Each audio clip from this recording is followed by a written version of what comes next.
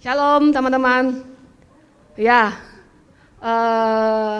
kembali bertemu dengan saya ya.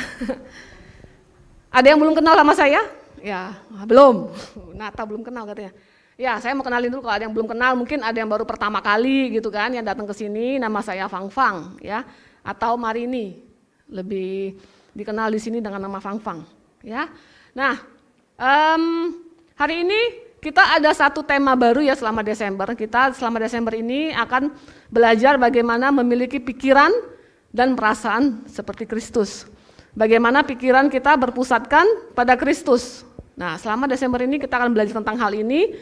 Dan di minggu pertama ini saya mau kita belajar sama-sama mengenai pikiran pribadi kita ya. Bagaimana kita dalam menghadapi diri kita sendiri. Bagaimana kita dalam menilai diri kita sendiri ya. Nah, spesial dan unik ya. Itulah saya. Harusnya semua kita bisa berkata seperti ini. Nah, oke, next slide. Kita membaca satu firman Tuhan dulu. Kebaca nggak ya? Kebaca lah ya. Oh ya, kebaca. Yuk sama-sama. 1, 2, 3. Berfirmanlah Allah, baiklah kita menjadikan manusia menurut gambar dan rupa kita, supaya mereka berkuasa atas ikan-ikan di laut dan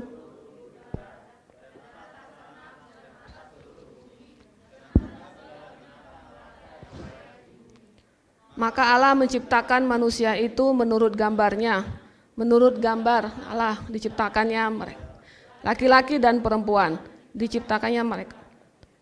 Maka Allah melihat segala yang dijadikannya itu sungguh amat baik ya. Nah, firman Tuhan dalam Kejadian 1 ayat 26 sampai 27 sudah sering kita dengar. Baiklah kita menjadikan ya, baiklah kita menjadikan manusia seperti gambar dan rupa kita. Ya, ini Allah ya bilang kan. Kita segambar dan serupa dengan Allah. Kita sudah tahu sekali teori ini mungkin ya, sudah sering dengar di pengkhotbah yang lain, tapi bagaimana kita menghidupi firman ini sehingga kita melihat diri kita itu segambar sama serupa dengan Allah. Mungkin kita bercermin, mungkin kita lihat fotonya Yesus yang sering ada di internet ataupun di majalah ataupun di buku-buku ya. Muka gua nggak sama Yesus gitu kan. Gimana serupa dan segambar dengan Yesus? Nggak sama, apalagi yang wanita mungkin kan. Yesus laki-laki, saya wanita, nggak sama. Kok dibilang kita diciptakan serupa dan segambar dengan Yesus, serupa segambar dengan Allah ya. Malah nah, maka Allah menciptakan manusia itu menurut gambarnya, menurut gambar Allah diciptakannya dia, laki-laki dan perempuan diciptakannya mereka. Nah, segambar. Teman-teman, ya next slide dulu. Nah, menurut kita, Tuhan menciptakan kita, menciptakan saya tidak sempurna. Mungkin ada yang pernah berpikir seperti ini kan? Terlalu banyak kekurangan dalam diri saya. Saya terlalu ini, saya terlalu itu. Menurut Tuhan, Tuhan menciptakan kamu dengan banyak keunikan dan menurutnya itu sungguh amat baik ya. Di firman Tuhan tadi, setiap penciptaan selesai, kalau kita perhatikan di Kejadian, Tuhan selalu berkata, dia melihat dan berkata itu sungguh sangat baik semua penciptaannya. Jadi manusia itu pun dilihatnya sungguh sangat baik dengan segala keterbatasan, dengan segala kekurangan. Nah, tapi kita, karena kacamata kita adalah kacamata manusia, kita melihat kita ini banyak sekali kekurangan, nggak ada kelebihannya kali, gitu. Ya, saya cerita sedikit tentang saya ini waktu kecil minder akut, gitu kan, minder akut. Ya mungkin kayak Daniel atau Sioyen yang kenal saya udah lama, tahu gimana saya waktu masih kecil. Sampai besar sih, sampai SMA, saya masih minder akut teman-teman. Saya itu nggak berani ngomong sama orang. Ya, kalau saya sampai bisa ngomong di depan itu kasih karunia. Dulu tuh saya nggak berani ngomong sama orang pun nggak berani ngomong sama saya. Jadi kita nggak ngomong-ngomongan gitu lah intinya. Ya di kelas pun saya nggak ngomong gitu ya, saking mindernya parah gitu kan. Saya nggak bisa menerima diri saya sebagai perempuan. Itu dulu. Ya, sampai saya dari kecil sudah sekolah minggu. Sekolah minggu. Saya juga bertobat waktu saya SMA. Ya. Saya sudah di gereja karismatik sejak saya SMA. Tapi saya masih belum bisa terima diri saya sebagai perempuan waktu itu. Karena saya melihat fisik saya banyak kekurangan. Banyak sekali kekurangan yang saya keluhkan kepada Tuhan. Kenapa saya harus kayak gini? Lebih baik saya nggak usah dilahirkan seperti ini. Gitu kan. Saya menyalahkan mama saya sempat. Mama saya kenapa harus melahirkan kembar? Sehingga kita jadi nggak sempurna ini lahirnya gitu kan. Saya sama kembar saya merasa nggak sempurna. Banyak kekurangan. Ya. kekurangan fisik, dan itu saya nggak bisa terima. Akhirnya saya mengubah penampilan menjadi seperti pria. Itu sampai SMA. Saya pakai rok itu hanya di sekolah, teman-teman, karena kan harus pakai rok, nggak bisa kan nggak kalau nggak. Di tempat lain saya nggak pernah pakai rok, saya nggak punya rok, gitu ya. Saya ke gereja pertama kali waktu saya bertobat, waktu pertama saya ke gereja setelah saya diajak ke gereja karismatik, rok saya yang saya pakai adalah rok sekolah. Ke ibadah umum waktu itu, karena saya nggak punya rok, nggak punya baju perempuan, saya nggak bisa terima diri saya sebagai perempuan waktu itu. Jadi setelah itu selama 3 tahun loh, sampai SMA selesai saya masih seperti itu, nggak berubah. Ya, saya tetap melayani Tuhan, saya tetap melayani Tuhan. Saya main musik, ya, saya dulu main musik di Palembang, main musik. Pakaian saya pakaian cowok, maksudnya pakaian kaos, celana yang banyak kantong-kantongnya, gitu-gitulah, gitu. Saya main band sama temen, ya, saya juga sama cowok. Itu saya dulu. Bahkan saya foto pun rambut saya kan pernah dipotong pendek banget kayak cowok ya. Saking saya nggak bisa terima ya, karena saya melihat mata saya kekurangan, gigi saya, saya ini dulu ngomongnya gagap, sangat gagap. Jadi kalau kita komsel nih ya kan suka baca ayat giliran gitu. Saya selalu nggak pernah mau, kadang-kadang kalau bisa lewat aja. Karena saya kalau mau mulai ngomong baca ayat, saya sudah langsung gagap. Susah sekali saya ngomong waktu itu, karena nggak pernah ngomong sama orang ya, nggak pernah ngomong sama orang. Jadi sulit bagi saya untuk ngomong 1 ayat pun susah gitu. Jadi pelarian saya ya ke itu, saya main sama teman-teman pria, karena saya pikir ya saya kalau sama yang wanita saya minder, saya nggak sama kayak mereka. Gitu. Bukan saya memaksakan diri saya jadi tomboy, enggak, karena saya tidak merasa nyaman di lingkungan wanita, karena saya merasa saya bukan wanita waktu itu, saya nggak bisa terima. Nah sampai satu titik saya selesai sekolah SMA, gereja saya buka sekolah Alkitab, saya masuk waktu itu diajak, saya ikut di situ, jadi murid angkatan pertama maksudnya. Nah di hari pertama kita kuliah, dosen di pelajaran pertama dan dosen itu waktu itu setelah saya menyampaikan pelajaran, dia artikel maju ke depan, saya lupa pelajaran apa ya waktu itu, udah lama soalnya kan. Dia ngomong gini waktu doain saya, kamu itu segambar dan serupa sama Yesus, kamu gak usah minder. Padahal saya gak ngomong apa-apa kan sama dia kan, kita lagi belajar di kelas. Dia ngomong gitu sama saya sampai nangis, sampai terduduk lama. Dan titik itulah saya bertobat. Saya menganggap, dia bilang gini, kamu kalau ngomong diri kamu jelek, kamu ngomong Tuhan kamu jelek. Karena Tuhan sudah ngomong menciptakan kamu segambar dan serupa dengan Dia. Kamu selalu ngomong kamu jelek, kamu selalu ngomong kamu banyak kekurangan, kamu menghina Tuhan kamu. Saya nangis, saya minta ampun, saya bertobat. Setelah itu teman-teman, saya merubah penampilan saya 180 derajat. Ya, mungkin saya tahu. Saya langsung pakai rok, ya. Waktu itu kan karena sekolah kitab juga tuntutan harus pakai rok, harus punya. Tapi saya nggak punya satupun. Gimana dong? Akhirnya teman-teman saya ngasih. Nih, teman-teman saya ngasih untuk saya bisa, kan kita pelayanan ya, harus khotbah, harus apa di sekolah kitab. Jadi saya harus pakai baju yang pantas gitu kan, saya nggak punya, ya ada jemaat ngasih. Saya mulai rambut saya dulu panjang, tapi gondrong, jarang disisir lah, gitu. Jarang disisir karena saya nggak wanita ya dulu tuh. Jadi gondrong itu berantakan. Jadi setelah itu saya langsung beli ikat rambut, ya saya mulai ikat rambut. Itu semua orang langsung terheran-heran satu gereja. Fang kenapa ya, gitu kan? Pakai rok panjang sampai ke mata kaki, gitu kan? Ikat rambut, gitu. Nah. Tapi saya waktu itu sempat ada rasa malu juga sih, aduh saya terlalu berubah kayaknya gitu kan, orang jadi kaget kayak gitu. Tapi saya pikir kalau berubah nggak boleh setengah-setengah kan ya, bertobat nggak boleh setengah-setengah. Jadi total aja, peduli amat ngomongan orang. Awalnya mereka mungkin ketawa kan, lu kenapa Bang gitu kan misalnya gitu. Tapi saya bilang ya nggak apa-apa lah, saya sudah harus menerima diri saya sendiri. Saya berusaha mengubah pikiran saya bahwa saya ini serupa segambar sama Tuhan. Bahwa saya ini nggak jelek, kalau saya bilang saya jelek, saya menghina Tuhan, saya jelek.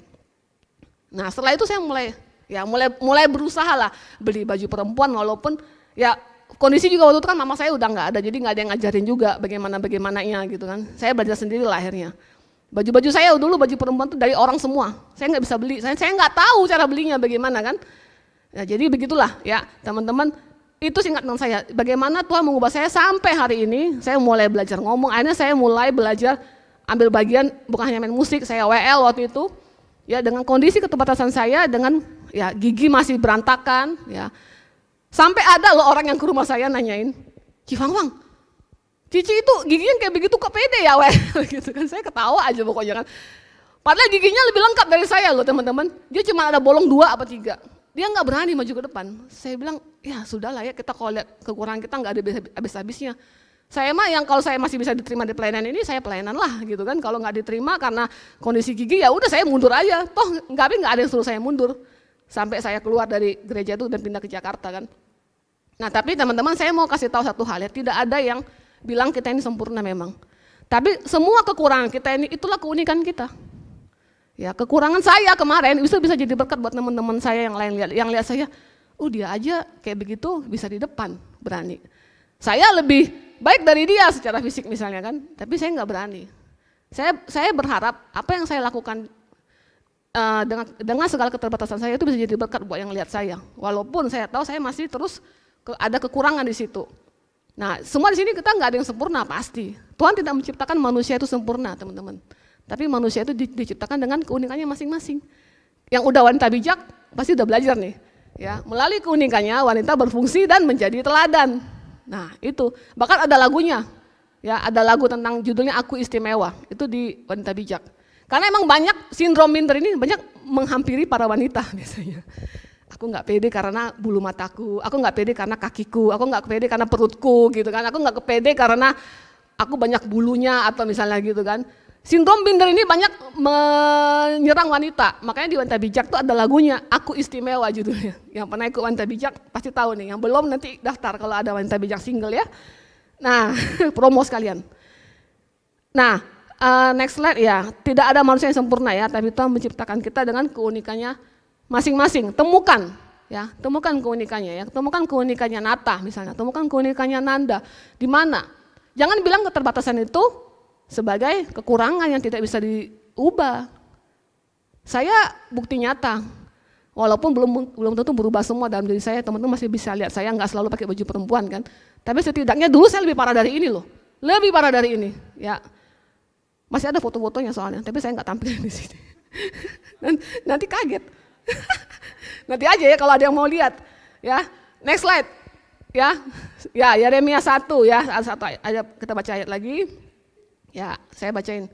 Sebelum aku membentuk engkau dalam rahim ibumu, aku telah mengenal engkau. Dan sebelum engkau keluar dari kandungan, aku telah menguduskan engkau ya. Jadi Tuhan sudah mengenal kita sebelum kita keluar dari kandungan. Tuhan sudah menguduskan kita. Aku telah menetapkan engkau menjadi nabi bagi bangsa-bangsa, maka aku menjawab, Tuhan Allah, sesungguhnya aku tidak pandai bicara, gitu kan. Tidak pandai bicara. Nah, siapa selalu ngomong? Aku nggak bisa ngomong, gitu kan. Disuruh ke depan, aku nggak bisa ngomong, gitu. Padahal dia bisa ngomong ya. Gimana caranya kalau dia nggak bisa ngomong? Bisu dong. Bisa ngomong teman-teman. Cuma masalahnya jam terbangnya yang kurang ya. Ya. Di sini semua PKS rata-rata kalau saya minta atau Pak Rudi atau Fendi minta, pasti bilang aku nggak bisa. Jangan langsung kamu jadi PKS ya. Oke Kak, antusias. Oke Ci, gitu kan. Aku mau, nggak ada kayak satu pun saya temukan. Pasti semua langsung menolak dulu pertama. Biasanya aku nggak bisa ngomong, aku kurang begini, aku masih begini, gitu kan. Jangan sampai ya teman-teman keterbatasan kita menghambat kita dalam melayani Tuhan. Keterbatasan kita menghambat kita dalam mengenal Tuhan. Ya, nah, tetapi Tuhan berfirman kepadaku, janganlah katakan aku ini masih muda. Tetapi kepada siapapun ya engkau kuutus haruslah engkau pergi dan apapun yang kuperintahkan kepadamu haruslah kau sampaikan. Ya kepada siapapun Tuhan mengutus kita, kepada siapapun Tuhan suruh kita pergi, kita harus pergi. Dimanapun teman-teman pelayanan saat ini ya, yang belum pelayanan segera pelayanan. Maksimallah di situ, gitu kan? Maksimallah di situ. Karena disitulah mungkin engkau dipakai di bidang itu. Biasanya kita pelayanan di mana yang kita merasa skill kita ada di situ kan. Yang main musik ya memang ada skill musik gitu kan. Yang bisa ngomong ya mungkin jadi SOTD gitu. Biasanya memang karena kelebihan kita lah kita melayani. Tapi coba mulai pikirkan hari kekurangan kita, keterbatasan kita. Di mana? Bisa nggak kita pakai itu, mengubah itu sekarang menjadi sesuatu yang buat kita lebih maksimal lagi di situ. Saya dulu tuh susah ngomong, gagap. Sampai sekarang pun masih suka gagap kadang-kadang. Saya akui itu. Tapi saya tidak mau itu membiarkan diri saya terus seperti itu. Kalau saya tulisan berdiam diri nggak ngomong, gagap saya makin parah. Ya, saya terus berusaha untuk ngomong. Walaupun masih kadang dulu tuh kita waktu praktek khotbah sering kan dilatih kan. Ada penilaian juga kalau khotbah kan. Ini berapa kali pengulangan, ini gitu kan. Saya sering banyak masukan juga. Dari situlah saya belajar, saya sering di sini salahnya. Saya belajar lagi di situ. Nah, sampai ya belum sempurna memang gitu.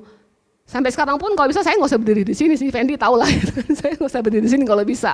Tapi saya pikir saya nggak berterusan menolak kan untuk berdiri di sini, ataupun khotbah, ataupun menyampaikan firman Tuhan, karena saya pikir melalui saya juga harus membagikan firman kepada teman-teman. Dan saya berharap tahun depan akan banyak pembicara-pembicara yang lain yang sudah di training di tahun ini ya. Nah disitulah teman-teman praktek bagaimana kita menyampaikan firman Tuhan, mungkin dengan segala keterbatasan kita. Ya, nah next. Ya, jangan berpikir aku tidak spesial, aku tidak penting, ya. Aku bukan siapa-siapa. Aku nggak penting. Saya dulu pernah pikir seperti itu, aku nggak penting. Kan saudara kembar saya meninggal waktu saya ini kembar kan, kembar identik, umur 10 tahun.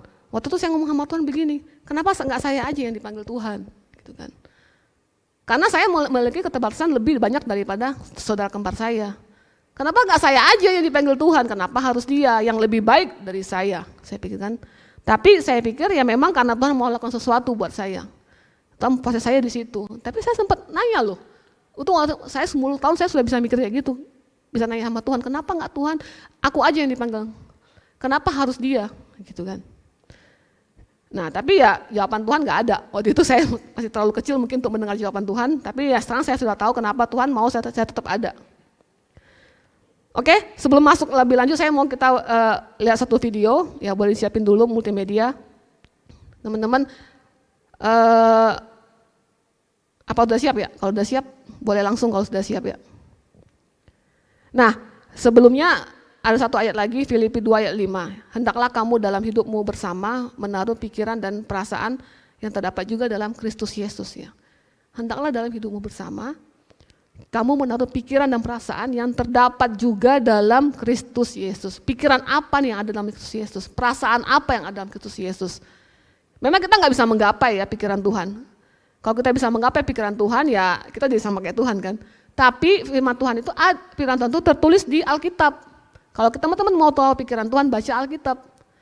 Tuhan udah ngomong, kita ini serupa segambar. Tuhan sudah ngomong kamu itu istimewa, kamu itu mau aku pakai, itu pikiran dan perasaan Tuhan. Tapi pikiran dan perasaan kita mengatakan, saya bukan siapa-siapa Tuhan, saya nggak bisa. Nah ini, jangan sampai seperti ini. Di sini dibilang kamu harus menaruh pikiran dan perasaan yang terdapat juga dalam Kristus Yesus. Oke? Videonya udah siap? Saya nggak bisa lihat tanda di belakang soalnya gelap sekali. Kalau sudah langsung aja. Oke. Ya, silakan. Cuman 4 menit. Saya sendiri, saya hanya seorang diri di tengah-tengah keluarga. Gambarnya belum ada. Dari kecil tuh saya gemuk. Ada yang mengejek saya gajah bengkak, sumo. Dan saat itu saya mencoba untuk tidak menangis di depan mereka dan saya tertawa supaya saya mendapatkan teman. Tapi ternyata hati saya terluka. Dan saya jujur aja saya marah dengan Tuhan. Kenapa saya harus diciptakan seperti ini? Karena saya ditolak dengan semua orang. Saya menciptakan dunia saya sendiri. Saya membuat imaginary friend. Saya membayangkan saya diterima oleh banyak orang. Saya membayangkan saya berharga di sekeliling mereka. Saya merasa nggak puas dengan imaginary friend saya. Saya mencari sosok real. Tapi sosok real itu tidak mengenal saya. Dan satu-satunya cara yaitu cyber, hubungan lewat internet. Saat itu saya berhubungan, ibarat kata pacaran lewat internet gitu. Saya hampir jatuh dalam namanya cyber sex. Pada saat itu saya nggak terlalu jatuh sampai bertemu fisik. Saya merasa depresi saat itu. Saya udah capek, saya udah nggak tahu mesti gimana.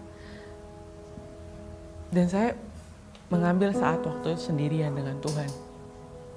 Tuhan, sebenarnya Tuhan mau apa dari saya? Sebenarnya Tuhan menciptakan saya untuk apa? Sebenarnya Tuhan, apa sih maksud dan tujuanmu dalam hidup saya gitu?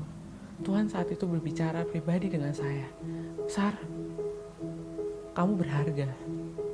Kalau kamu gak berharga, aku tidak akan menciptakan kamu. Kamu tuh adalah berlian yang berharga buat aku. Bagaimanapun berlian ditaruh dimanapun dia tetaplah berlian. Dan saya ingat kata Daud, dia yang menenun aku, dia yang membentuk buah pinggangku. Kejadianku dahsyat dan ajaib. Di saat itu saya merasakan bahwa ada satu sosok yang menerima saya apa adanya. Menerima saya dari dalam dan luar saya. Menerima saya dengan keberadaan saya, jelek-jeleknya, buruk-buruknya saya. Bagaimanapun bentuk kamu, bagaimanapun dosa kamu, aku tetap terima kamu apa adanya. Yang sekarang menjadi pertanyaan pada saya yang dia lontarkan, apakah kamu menerima aku? Dan ketika saya memutuskan untuk, iya Tuhan, saya terima Engkau. Perubahan signifikan yang saya lakukan bahwa saya bisa memuji diri saya sendiri. Ketika saya berdamai dengan diri saya sendiri, orang lain pun menerima. Terutama keluarga saya yang dulu saya pikir saya tidak dekat dengan keluarga saya, ternyata saya bisa dekat banget dengan keluarga saya sekarang. Dan ketika saya melihat Tuhan, saya udah gak perlu berlari ke sana ke sini mencari kemana saya harus mendapatkan yang bisa mengisi kekosongan hati saya. Kekosongan hati saya cuma bisa diisi sama Tuhan.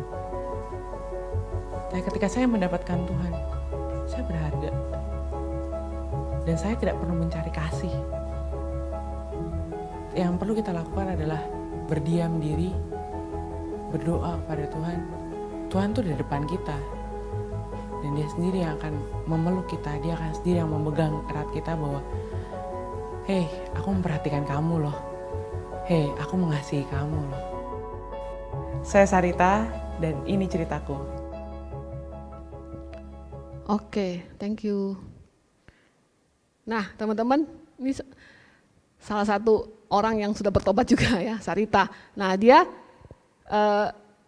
gemuk, dibilang gajah bengkak, sumo, dan sebagainya.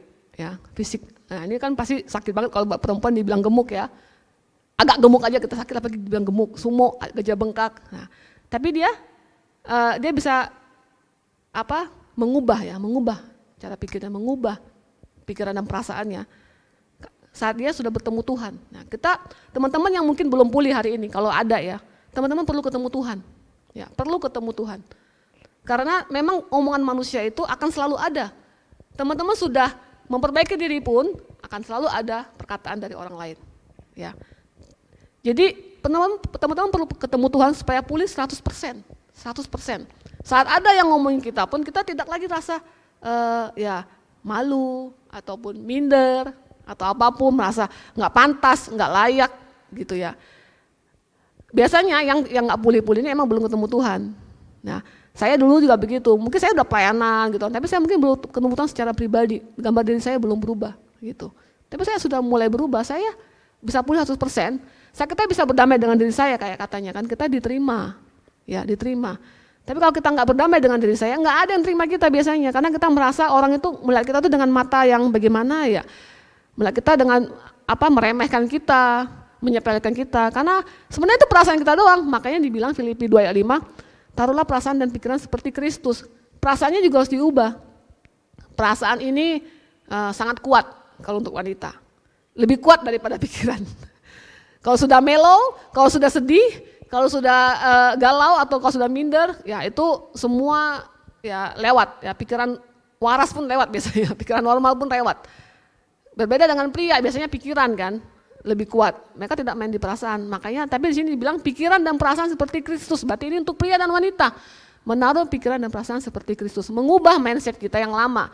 Bahwa saya diciptakan memang tidak sempurna, tapi saya istimewa dan saya unik. Gitu kan. Keterbatasan saya tidak menjadikan saya sebagai manusia gagal.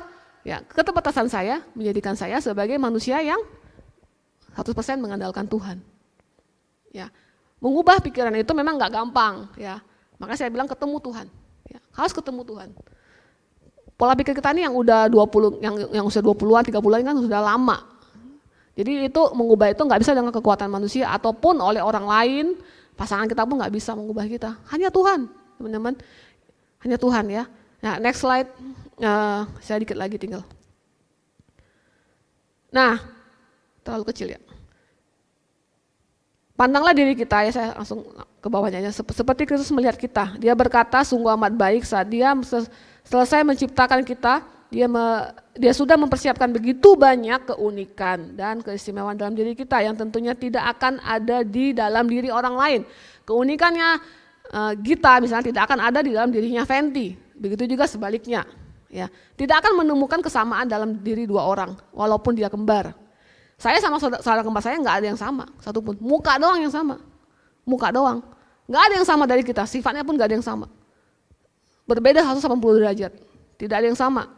Dia pendiam, saya sedikit nakal gitu kan. Dia lebih pintar, saya di bawahnya dia dalam segi kecerdasan. Dia nurut, saya enggak kadang-kadang. Enggak ada yang sama, mukanya doang sama gitu kan. Jadi ya tidak ada yang bisa menyerupai kita 100% sama, walaupun itu saudara ataupun kembar ataupun pasangan kita. Ya. Nah, next. Aku bersyukur kepadamu oleh karena kejadianku dahsyat dan ajaib ya. Ajaib apa yang kau buat dan jiwaku benar-benar menjadarinya. Saya suka sekali ayat ini juga yang saya pakai dalam pernikahan saya. Aku bersyukur kepadamu karena kejadianku dahsyat dan ajaib. Kejadian kita dahsyat. Kenapa Tuhan tuh membentuk kita sedemikian rupa kan? Bisa lahir, selamat, ya, enggak kurang satu apapun, enggak ada kekurangan fisik mungkin yang misalnya cacat atau apa. Itu Tuhan tenun tuh begitu rupa loh, ditenun begitu rupa. Itu kejadian itu dahsyat dan ajaib.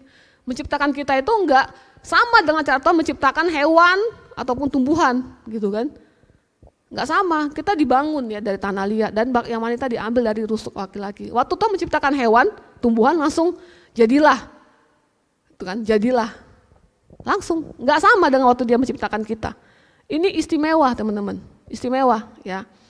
Tapi karena kita udah jatuh dalam dosa, makanya kekurangan itu mengambil 100% hampir ya dalam porsi kita. Sehingga kita kadang melupakan bahwa sisi kita tuh ada yang baik pasti. Ada yang Tuhan mau lakukan dalam diri kita. Nah, next. Nah, ini contoh-contoh aja ya. Saat rekan kerjamu berhasil ya, bukan berarti kamu udah gagal. Ya. Sehingga kita lihat saat kita kompetisi di kantor misalkan, wah dia akhirnya naik pangkat, gua enggak, berarti gua gagal. Enggak gitu cara pikirnya ya. Dia naik pangkat, mungkin waktu itu emang waktunya dia dipromosiin, waktunya kita belum. Bukan berarti kita gagal terus kita nggak dipromosiin lagi, enggak. Ya. Terus apa? Dia berhasil karena dia punya skill atau bakat. Berarti gue gagal dong, gue nggak punya skill ya. Padahal kita harusnya bilang kita bisa melatih skill kita. Skill itu bisa dilatih kan? Bisa. Mau skill apa? Mau belajar apa? Bisa dilatih teman-teman. Belajar masak, belajar musik gitu kan, belajar nyanyi. Bisa dilatih. Kalau nggak bisa dilatih mah ya percuma ada pelatihan-pelatihan kan. Bisa dilatih, cuma tekun atau enggak gitu kan. Dia mungkin punya bakat skill dari lahir, kita perlu latihan, kita perlu les, perlu khusus. Enggak masalah tuh, enggak masalah. Cara berhasil orang tuh beda-beda. Jangan berpikir saat orang berhasil kita berarti kita udah gagal, enggak. Saat orang berhasil berarti itu waktunya kita untuk upgrade lagi supaya kita juga bisa berhasil. Nah, cara pikirnya harus seperti itu. Ya, dia cantik kayak dari lahir, wajar kan banyak yang suka sama dia gitu. Nah, saya mungkin biasa-biasa saja. Ya, secara pendapat, tapi tidak berarti orang nggak suka sama saya. Waktu saya seperti dulu itu yang masih minder, saya menganggap semua orang nggak mau ngomong sama saya. Padahal mereka nggak berani ngomong sama saya karena saya yang nggak berani ngomong sama mereka. Jadi asumsi saya yang udah jalan duluan, enggak lah orang nggak mau ngomong sama saya ini kan, saya nggak diajak ngomong satu kelas. Iya lo bener. Sampai waktu saya udah mulai pulih, barulah mereka baru ngomong sama saya. Tau nggak Fang, kita tuh dulu nggak mau ngomong sama kamu, karena kita tuh takut kamu nggak kenal sama kita, gitu kan? Karena kamu nggak pernah ngomong. Nah. Ternyata kan asumsi saya selama ini salah, gitu.